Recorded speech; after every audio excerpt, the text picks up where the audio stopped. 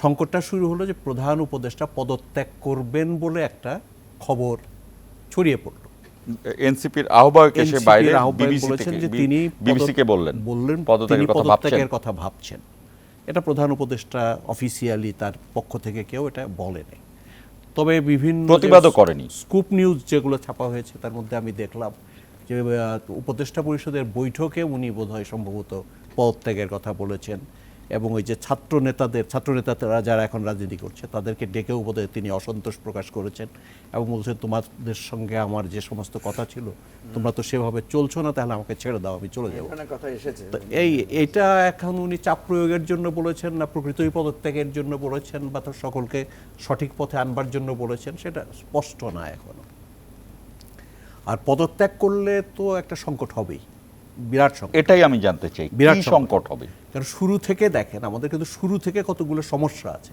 আমরা একটা বিরাট একটা বিপ্লবাত্মক একটা অভ্যুত্থান, ছাত্রদের গণ অভ্যুত্থান এখানে হয়েছে, তার মধ্য দিয়ে একটা দীর্ঘদিনের একটা ফ্যাসিস্ট রুল অপসারিত হয়েছে। তারপরে কিন্তু কতগুলো জিনিস স্পষ্ট করা দরকার।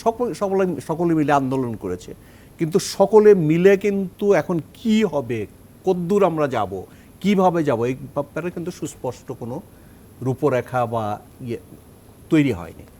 তখন এটা যখন খুব খারাপ অবস্থা হলো তখন এটা সামরিক মানে সেনাবাহিনীর প্রধান এটা উনি এক ধরনের পৌরাহিত্য করার দায়িত্ব নিলেন, যে উনি সব দায়িত্ব নিয়ে রাজনৈতিক দলগুলোকে ডাকলেন, ডেকে বললেন যে এখন একটা অন্তর্বর্তীকালীন একটা সরকার হবে।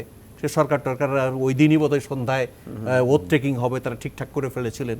পরে ছাত্রদের আপত্তির কারণে বোধহয় করা হয়নি, তারা বললো যে না আপনারা করে ফেলছেন, আমরা কিছু জানি না।